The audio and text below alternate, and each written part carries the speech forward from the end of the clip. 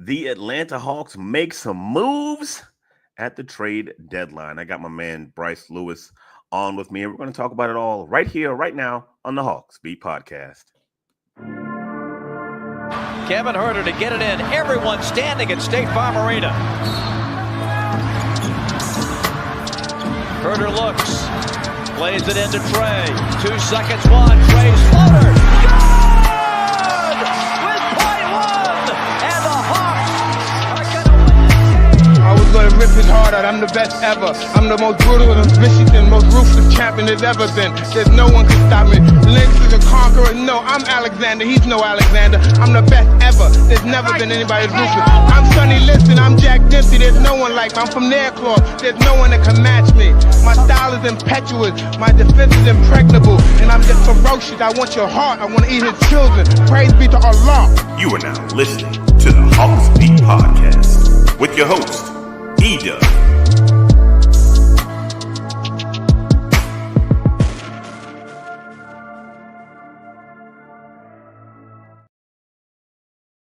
Ladies and gentlemen, what is up? What is up? What is up? Welcome to another edition of the Hawksbeat podcast, a dual cast edition. And I normally don't stream. I normally don't show my face. But today we have extenuating circumstances.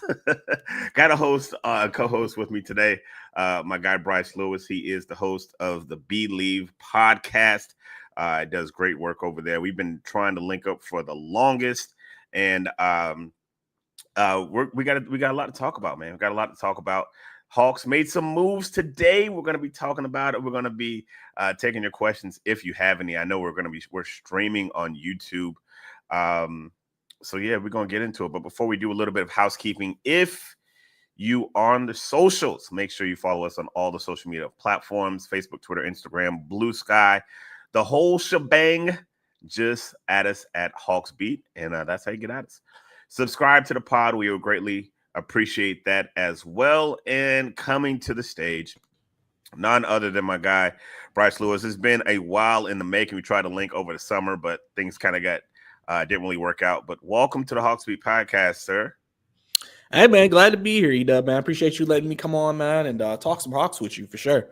Yeah, man. So my intro, I gotta be honest with y'all, man. The video intro is the same audio that I normally use, but the video part is like 4 years old because I think of the video, it's like it says season 7 of the Hawks, season 8 or something like that.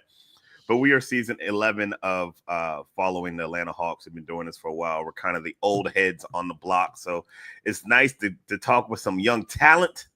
And you do great work over there, man. I've caught your pod several times, man. Great work. Keep doing what you're doing. And I appreciate you coming off me tonight, man.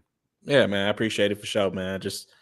We all grinding out here. We all have a goal. We all have something we're trying to achieve. So, like I said, always good to link up with other content creators in the community, man. And like I said, talk about the team that we enjoy, the team we through thick and thin, through all everything they put us through, man. We enjoy it. Absolutely, man. Absolutely. Well, man, we have a lot to talk about tonight, man. And it's so funny. I don't know about you. Were you kind of glued to your phone? Do you get notifications? Kind of take me through the ebb and flow of just the day. You know what I mean? Because I know for me, I was at work and I'm still checking my phone. Let me see what Shams is talking about. Let me check my notifications. And then the first ball drops with Hunter going to the Cavs. Just kind of take me through your day a little bit. Oh, yeah, I was at work too. I work in news, so obviously, luckily it wasn't like crazy today. So it was kind of chill because I knew it was going to come out to the last hour. So you definitely was on the phone. Some anxiety was getting built up, walking around a little bit, over the job, just because you're just kind of waiting for something to happen. 2 hours left. You're still waiting for them to say something about a move being made. So you kind of just go through that period of just kind of like waiting to see if there's any rumors, if there's anything that's like, a framework of a deal. You kept seeing the Hunter stuff about they're increasingly getting towards something. And so you're just constantly checking for the latest updates. So that was pretty much my day. I really didn't really start getting too into it till late in the trade deadline, just because I knew, okay, the deadline's coming up.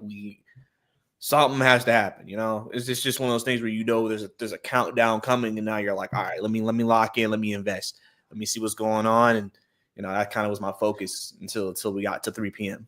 Yeah, and it's crazy because like the closer you get, like after like lunch, I was like, man, it's like 1 o'clock.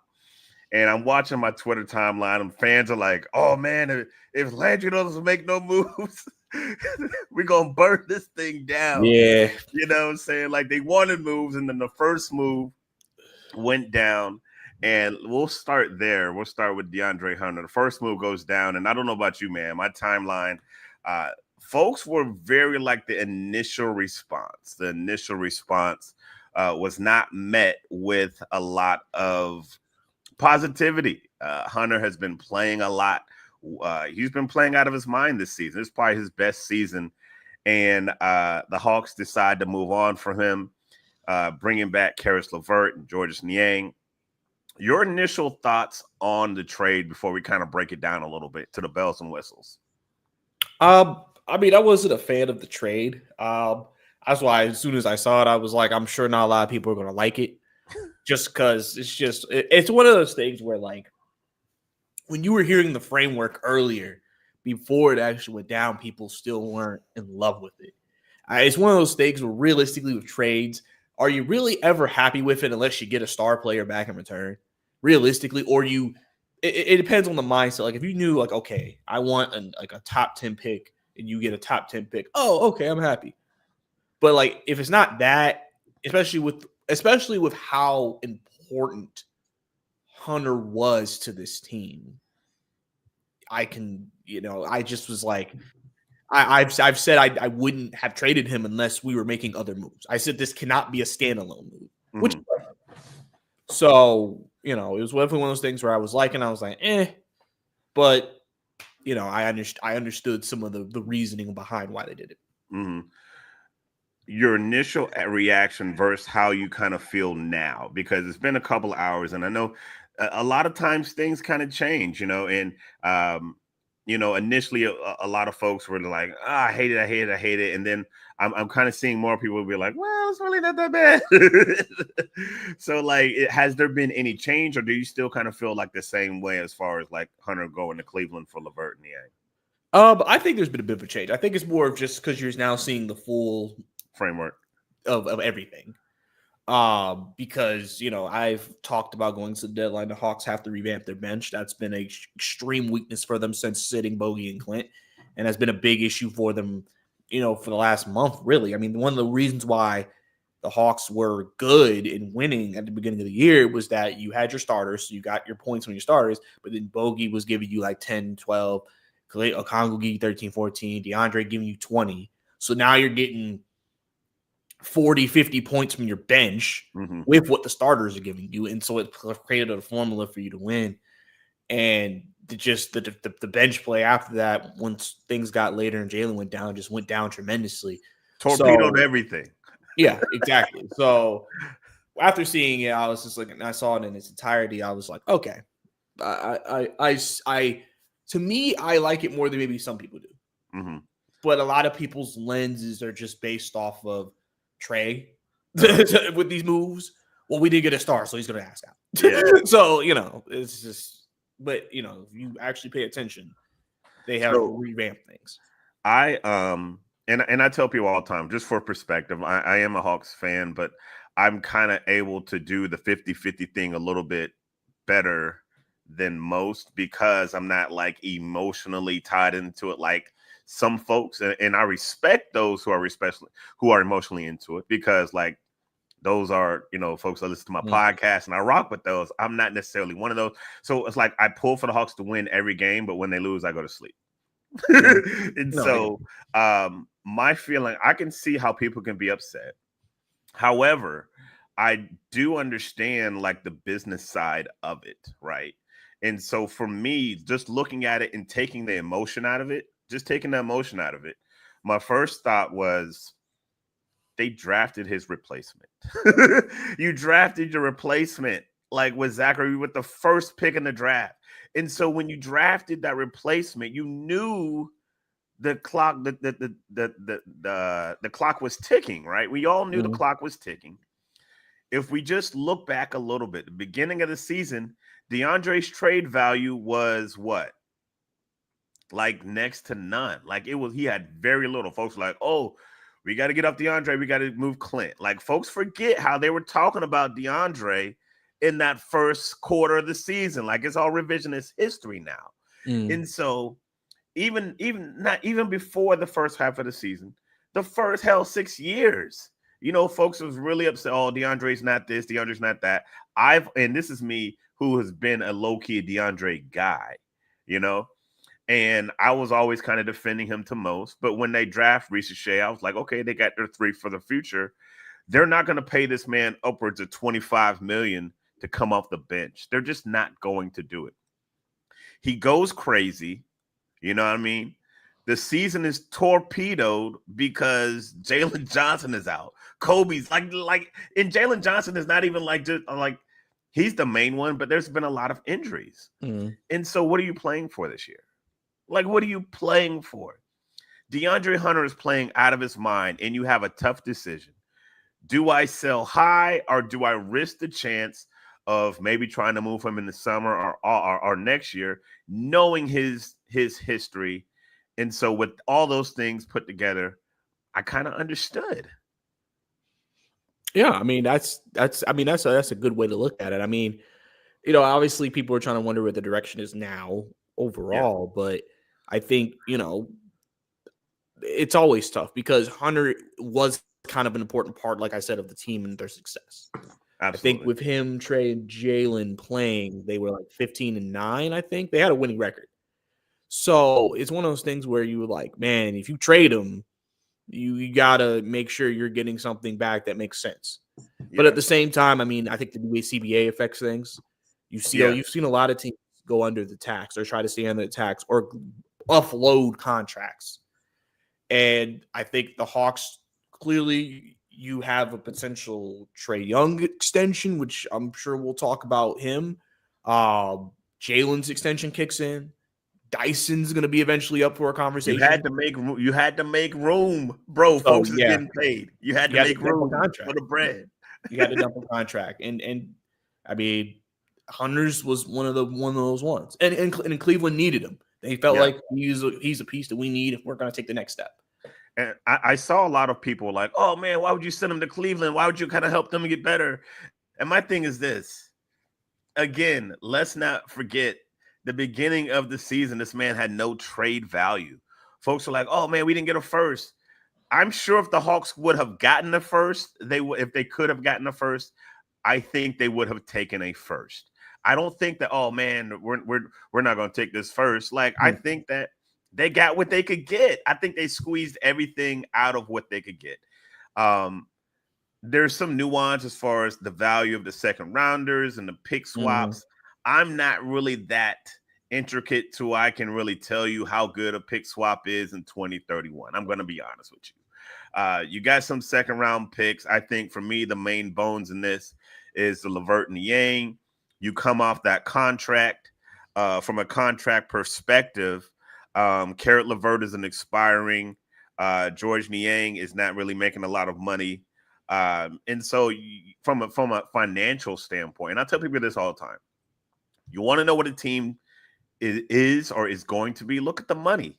And for one thing, and here's why I will unite with the fans, the diehard fans, is that this organization has proven over and over they are not going over that tax. And fans are like, hey, we want y'all to break some bread for this. And the organization has told you repeatedly they're not going after the tax. And so after they make this move, they were in the tax, and my guy Wes from Peachtree Hoops, he was like, hey, I guarantee within the next hour, another move is going to be made. And sure enough, Bogi to the Clippers happens, and they're right back under the tax again.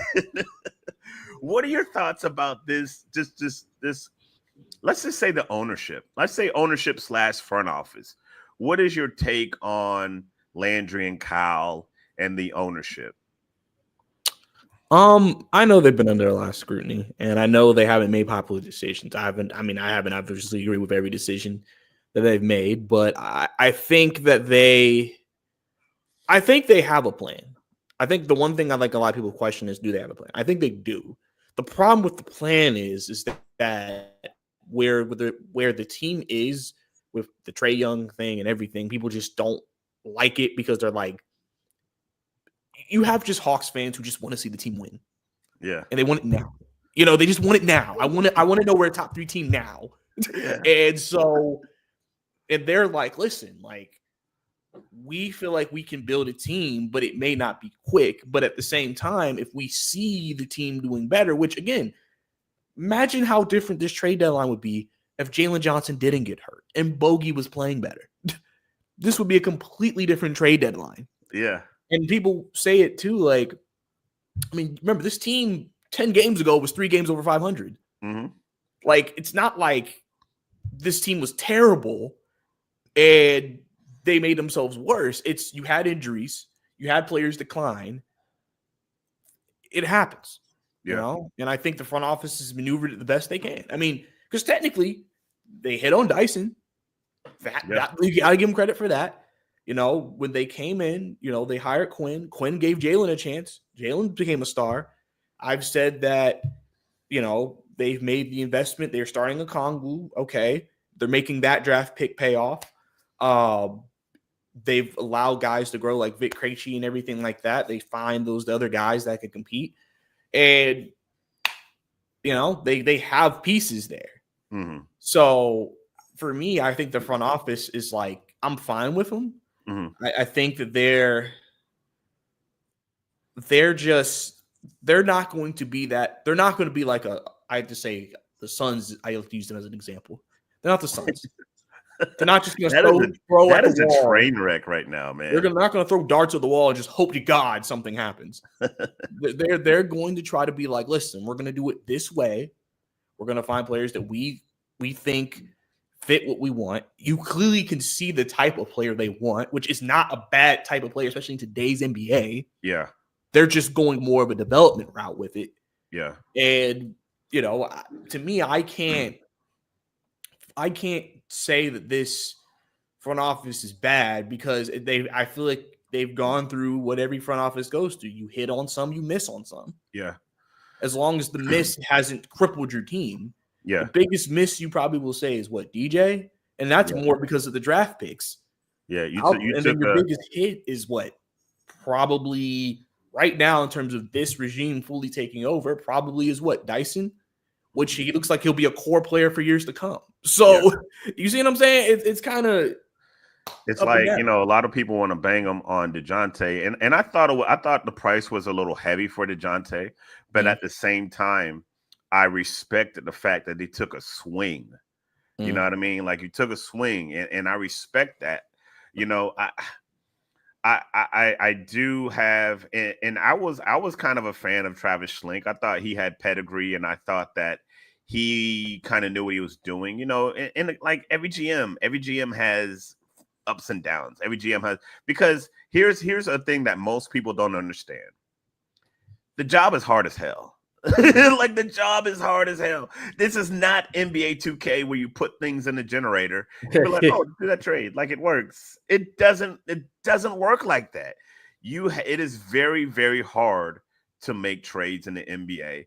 I'm kind of in the middle on this front office, to be honest with you. I don't think it's been that great. I don't think it's been that bad.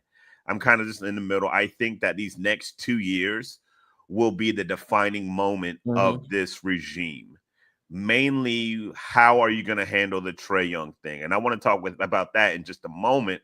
But that is the bigger issue. How are you going to handle the Trae Young thing when that Trae Young thing needs to be handled? And I think that's going to be the nuts and bolts, more so than trading away DeAndre Hunter and trading away Bogdanovich. But Hunter to Cleveland for LeVert and Niang. LeVert and Niang is, I think they bring a little bit of value. Obviously, Cleveland is getting the better player. That's why they, tacked on some draft capital and are adding 2 players. But again, LeVert, you can see what you got. If you like him, you can bring him back maybe for 50 cents on the dollar. Niang's not costing you much. So I don't think the risk is too bad. You got off of Dre because you needed to pay some of these other guys who you find value in. You're going to want to invest in Dyson. You're going to want to invest in Trey if that's the move you make. And frankly, DeAndre's bread was in the way. His bread was in the way, and you drafted his replacement. That's what I have to say to Hawks fans.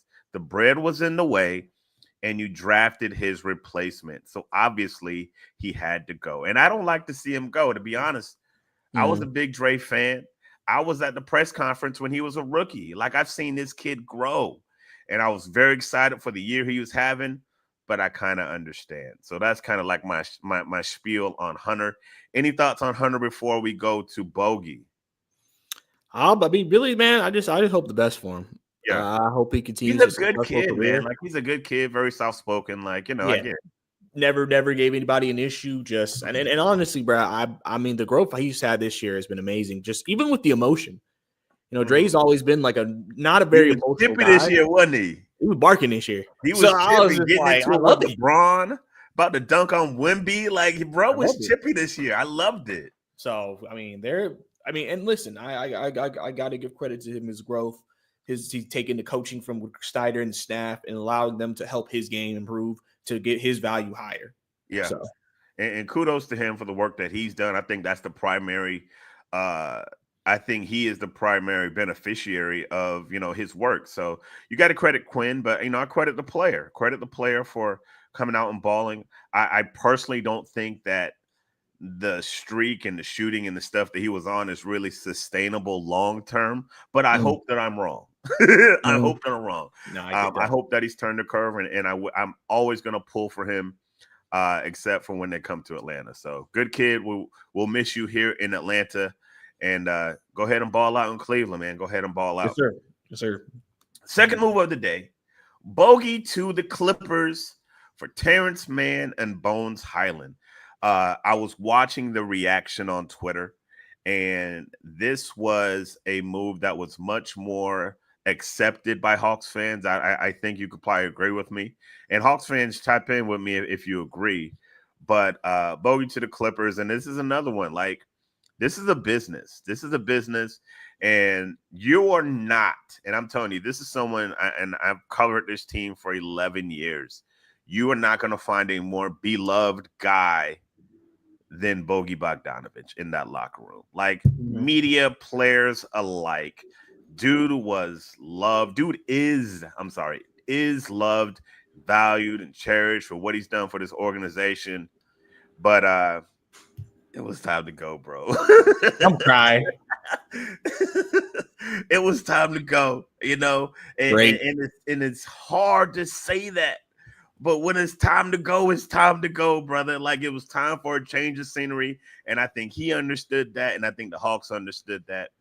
Your thoughts on Bogi to the Clippers for Terrence Mann and Bones Hyland? Like I said, it sucks that Bogi, coming off probably his best year last year with us, is now having his worst year with us. Obviously, this man has played basketball for about 4 consecutive years. I mean, not 4 consecutive years, for about 2 whole consecutive years. From FIFA to last season to the Olympics to this season. It seems like it's caught up with him. It seems like that's affected him. It doesn't look like he's been healthy. So that's obviously been a bummer. But at the same time, as you mentioned, it was the right time, and I agree with that. In terms of what we got back, I actually like Terrence Mann a lot.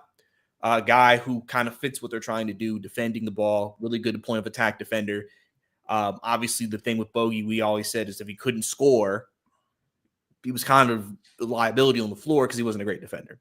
Terrence Mann can defend. He hasn't had a great season with LA this year, but he's had plenty of good seasons before this, and you probably hope for him the change of scenery helps him get back to that 2022-2023 form, which is when he was at his peak. He's only 28 years old, can kind of play 2, 3, 1. He can guard 1 through 4. So I think he could be a very valuable player for what they want, which is versatility. And then obviously some people have talked about Bones Hyland. Bones Hyland is a very interesting player. He kind of could be a little erratic. He can kind of just jack some shots up. He's kind of a microwave scorer. If he gets hot, he gets hot. But, the biggest thing for him is the biggest thing for him is accepting his role, learning, growing, and not allowing himself to feel like I need the ball in my hands to show that I'm this star. It's kind of like Cam Reddish a little bit, where Cam kind of wanted a bigger role, and now Cam has to realize the Lakers, you are not that guy, and that's okay. You Hey, can not the still carve out a Lakers. role here. Who did the Lakers ship him off to? I think, Is it Chicago or? I don't Oh my remember. God, I forget where he got. Charlotte. I I think forget it was where Charlotte. I think he was in the Charlotte trade. Boy, So they could do a 30 for 30 on the whole Cam Reddish in Atlanta story, I'm man. Like, trying. that was an experience, but Yeah. I digress. Yeah, but that's kind of who he kind of reminds me of. But like, I mean, it's funny. I remember one of the jokes I saw when they never traded him to the Clippers. They were like, and then I think that year when they traded him, Denver made it to the finals, and they were like, Bones Highland could have been here right now. All he had to do was just cut.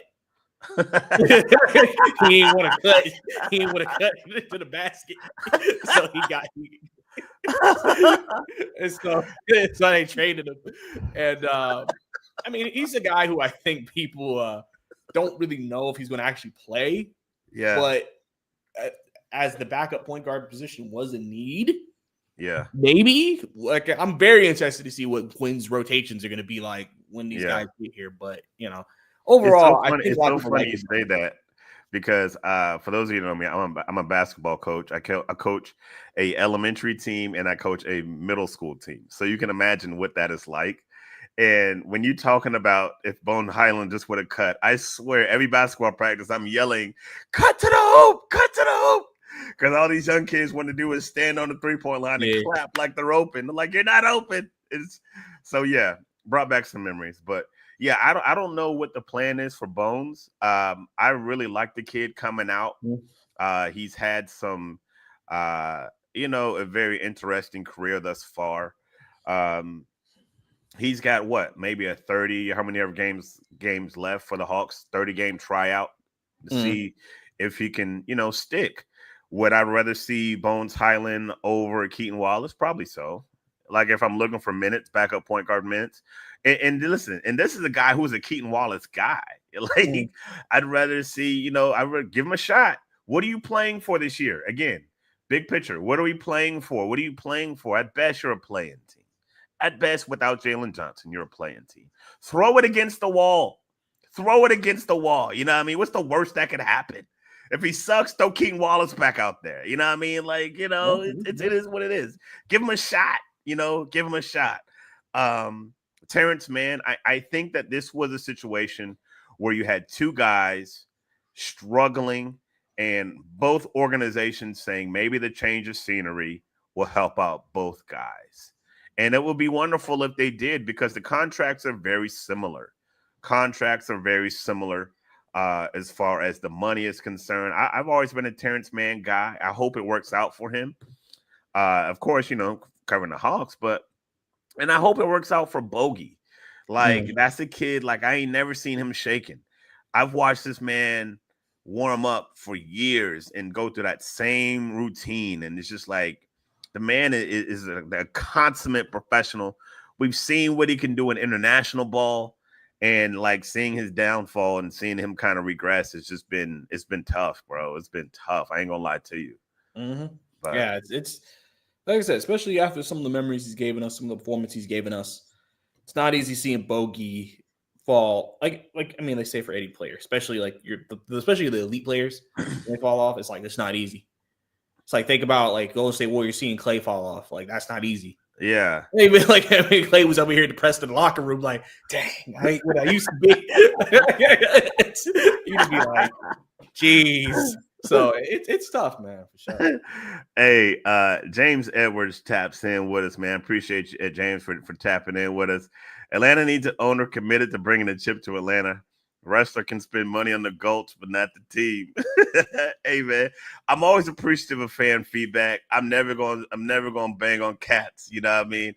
I appreciate everyone that listens to my pod and that taps in with me. Even if I don't agree with their take, I'm appreciative that they share it with me. If you're watching us on YouTube or X, make sure you follow us on X at Hawksbeat. Follow Brice at Bricey_2K. Tap in with us. Let us know how you're feeling about the trades. We're talking DeAndre Hunter. We're talking Bogi Bogdanovic. And the moves. Do you like the moves? Do you not like the moves? How are you feeling? It's been a couple of hours now. Have the emotions kind of settled in? Tap in with us. Let us know how you're feeling.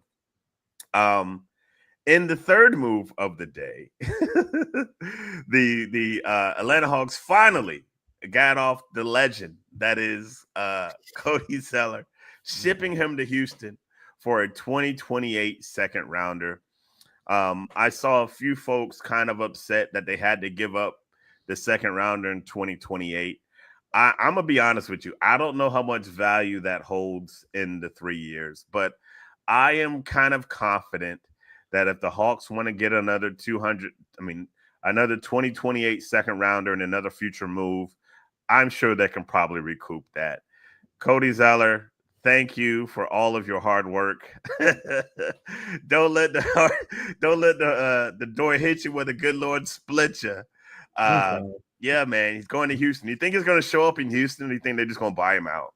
I don't have a clue. I mean, he could be a buyout candidate. I don't know what Houston's big situation. Like, I know they have bigs, but I don't know if they're like, oh, we maybe need to keep him just for depth, or they feel like a buyout is the best situation for Cody. But I mean, people forget he was kind of a part of that Miami Heat Finals run a couple of years ago. It's kind of a funny part. But I Carmelo vibes, man. Carmelo vibes. Yeah. Hey, that tribute video when it comes back to Atlanta is gonna be crazy, man. It's gonna be crazy. You don't see the render, and that's it. Oh God. Yeah, man. So I'm here with Brice Lewis. He is the purveyor of the Believe in the Hawks podcast. Just talking the Hawks moves, how you guys feeling about what went on today with the Hawks moving DeAndre Hunter, Hawks moving Bogi Bogdanovic, and the greatness that is Cody Zeller. The underlying elephant in the room is Trae Young always. It's always Trae Young. It will always be Trae Young as long as he is here. Got to talk about his future, man. His future. These moves affect his future. Jalen Johnson going down severely affects this year for Trae, another year that he's really not going to be competing for a championship. Tell me kind of like your general thoughts about Trae's future. Like, just, we don't got to get too specific because we'll kind of delve into the contract and stuff in a moment, but just kind of like, what are your thoughts now? What are the waves moving you as far as Trae Young in his future as I plug in my laptop cord? Okay. I've said that I feel like the way this season ends is going to dictate what Trae does. I think Trae is a very unselfish star in terms of he's not over here demanding this, and this. He'll make suggestions. He may say, I won't mind something, but he's not like, I think people don't realize the type of star Trae Young is. He's not like an easily disgruntled guy because he loves hoops, but he also wants to win, right? And every time we hear somebody say Trae Young wants to win, Hawks are winning right now, he wants out. And but I think that's what it depends on. It just depends on how the year wraps up for this team. I mean, I sitting here right now, as much as people are like panicking and just like, oh my God, this is going to be a disaster, because I think a lot of fans through the fan base have just seen a lot of negative stuff with the franchise, and so they're just going to assume the worst. As we currently are speaking right now, Hawks are 3 games out of the 6th spot in the Eastern Conference.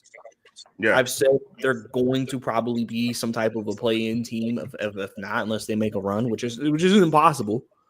But I've also said that I think Trae, and I think he says this multiple times. He says he still believes in what Quinn's doing. He believes in Quinn. He loves Jalen. He wants to be successful with Jalen. He wants to be successful with Dyson. So this isn't a situation where he's kind of like, I don't like my talent. I don't like my coach. I don't like this. I want out. But at the same time, like if the season bottoms out, then yeah, I mean, I could see Trae just, saying, hey, I'm not going to sign the extension. Because I feel like the Hawks are going to offer it to him. Unless, you know what I'm saying? Yeah. So then at that point, if Trae says no, then as the Hawks, you may have to trade him as soon as the summer because it's like, well, you can't let him walk for nothing.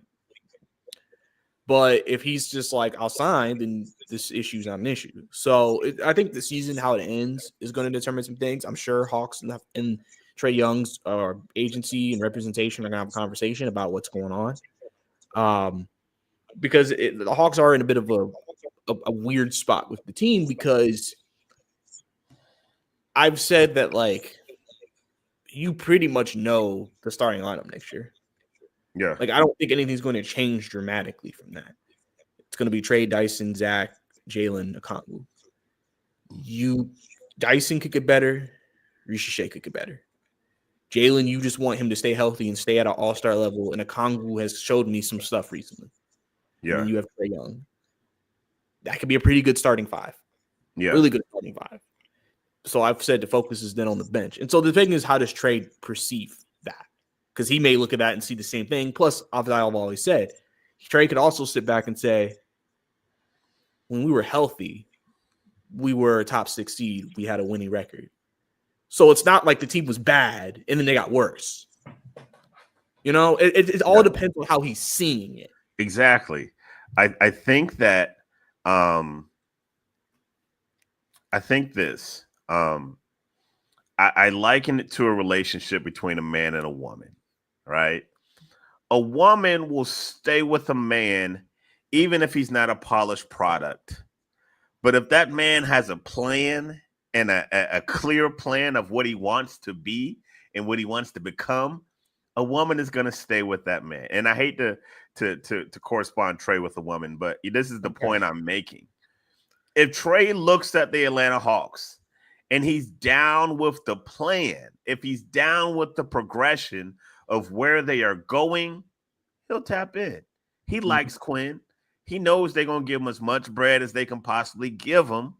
You know, it's not going to be because they short of money, because they're going to have his bird rights. They're going to be able to give him more money than anybody else.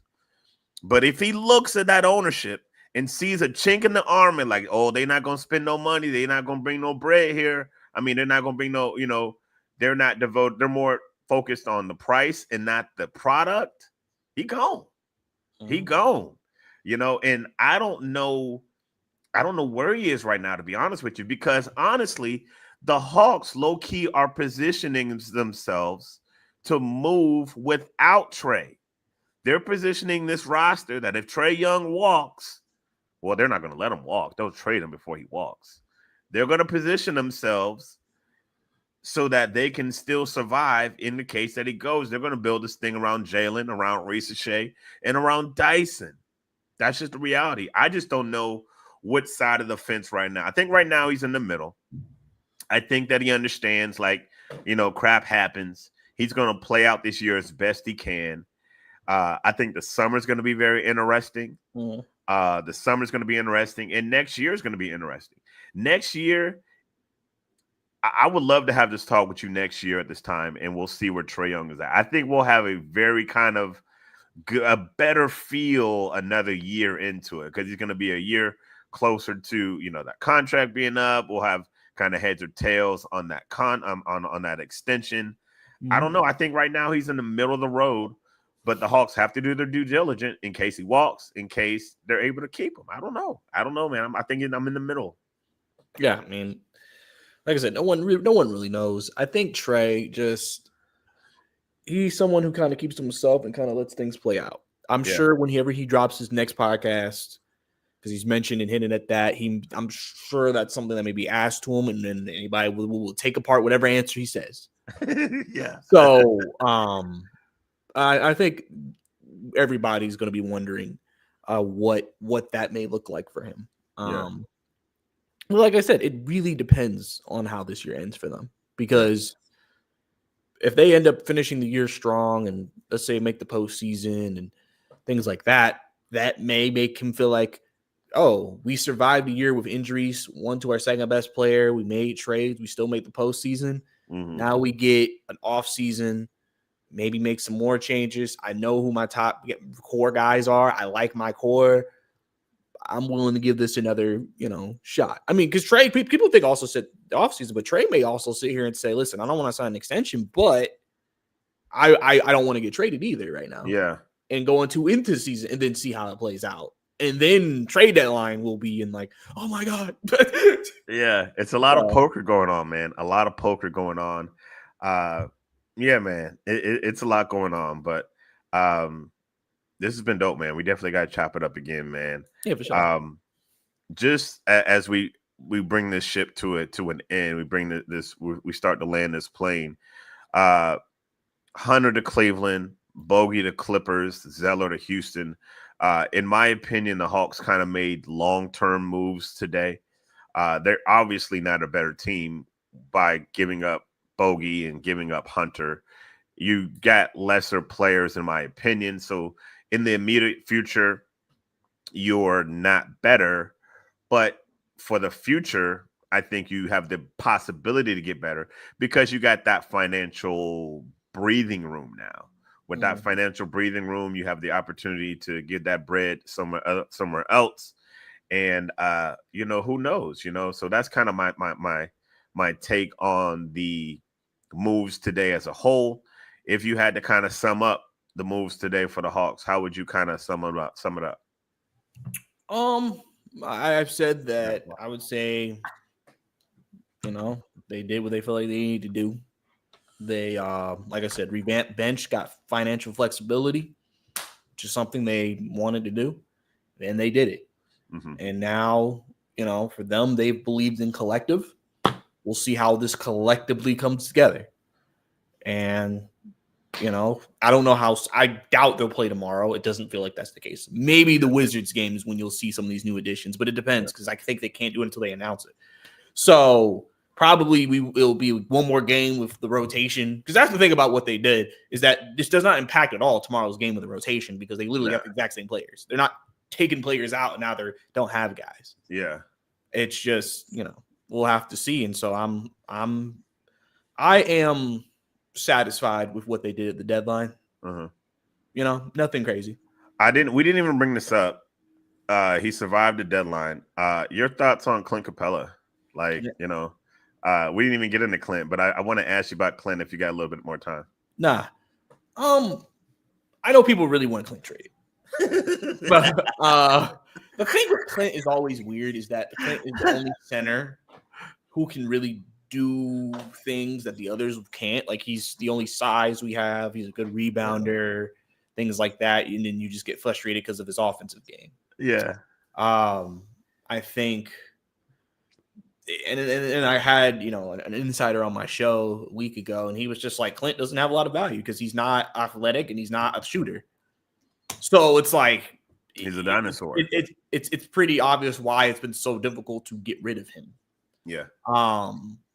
But I mean, he does technically. You can even say he fits better now after these trades, because I mean, if you're going to play Niang at the 4, who's a stretch 4, I mean, Clint pretty much can occupy that. Niang's going to pretty much hang around the 3. It may end up working better. So, be interesting to see when he comes back. But yeah, they a lot of folks thought he was going to be moved, and I'm sure they did their best to try to move him. Like you said, Clint is a dinosaur. His skill set. I remember young Clint, man. That man ran like a gazelle, and he was different. But Father Time is undefeated. I don't think the Hawks are worried about his contract necessarily expiring and him going somewhere else. If they want to, they could probably bring him back. Like they could probably, I'm sure Clint would probably sign for 50 cents on the dollar. It's not like he's going to command like a tremendous work. You know what I'm saying? Like this $120 million contract. This is Clint Capella. You know what I mean? You're probably going to have bread to re-sign him if that's what you want, But, I like Clint. I think Clint gets a lot of flack sometimes. It's tough being him. I still think he is a very, very good rebounder. The thing is this. Folks get mad at Clint for missing them little bunnies and stuff. But those are the only shots he takes. If he's good, what other shot is he going to miss? The only shot he's gonna miss on the bunnies because that's all he takes. No, like he got a little shot in the repertoire. Yeah, that's all he got. That little hook shot. But he's still. I hope he's able to work through whatever he's been working through. I think I don't know if they shut him down because they're trying to trade him or if it was personal issues. It's weird now because they said personal reasons and he's still here and he's out for tomorrow's game because of personal reasons. So like people don't know, is he really having personal reasons? Or whatever it is, man. I hope Mans is all right. Mans is he's always been nice to me. He's always been, I don't have no problem with Clint, man. Keep him on the roster. I'm good with it. Like it would have been nice to, get something for that expiring contract. But like if we don't, it's not the end of the world. Like I don't think it's gonna make or break this team. I think the real focus is direction, what you're doing, and making sure you convey that to Trey and make sure he's on board for long-term goals. For the ownership, I would say this. Scared money don't make money. Scared money don't make money, man. You want to keep number 11 around here, you're going to have to break that bread. At some point, you're going to have to break that bread and roll that dice again. And that's what I give credit for that DeJounte Murray move. Even though it kind of backfired, you're going to have to roll that dice one more time if you want to keep number 11 over here. And if that means going into tax, Tony, you might have to go into the tax, my boy. You might have to go into the tax. You might have to go into the tax. But, ladies and gentlemen, this has been our breakdown of the NBA trade deadline. Mr. Lewis, tell the folks where they can find you when you podcast. Give them all your info. Thanks for joining me as well, man. Appreciate you. Yes, sir. Appreciate you, Duff, for letting me come on, man. Talk some Hawks with you. Y'all can follow me at Brice_2K, BRICEY_2K. That's also my YouTube, or you can look up Believe in Hawks, BLEAV, Believe in Hawks. Just find my podcast, YouTube, available on any podcast platform as well, from audio. If y'all want to catch up with me and doing that, obviously, hectic day. I'm probably about to go actually do my own show right after this, so I get my stuff out, But yeah, man, that's where you can catch me, man. And you never know. I'm thinking about maybe trying to get back into some writing in the future too, and kind of just get back into it. So appreciate you, E-dub, for letting me come on the platform. No doubt, man. It was fun, man. We definitely got to do it again. Like we always say on the Hawksbeat podcast, God is good all the time, and all the time God is good. So if you don't know him, you need to find him. Show him some love, because that's all he is showing you. We are out. Kevin Huerter to get it in. Everyone standing at State Farm Arena. Huerter looks. Plays it into Trey. 2 seconds, one. Trey's floater. Good! With .1. And the Hawks are going to win this game. I was gonna rip his heart out. I'm the best ever. I'm the most brutal and vicious and most ruthless champion there's ever been. There's no one can stop me. Lynx is a conqueror. No, I'm Alexander. He's no Alexander. I'm the best ever. There's never been anybody as ruthless. I'm Sonny Liston. I'm Jack Dempsey. There's no one like me. I'm from Nairclaw. There's no one that can match me. My style is impetuous. My defense is impregnable. And I'm just ferocious. I want your heart. I want to eat his children. Praise be to Allah. You are now listening to the Hawksbeat podcast with your host, E-dub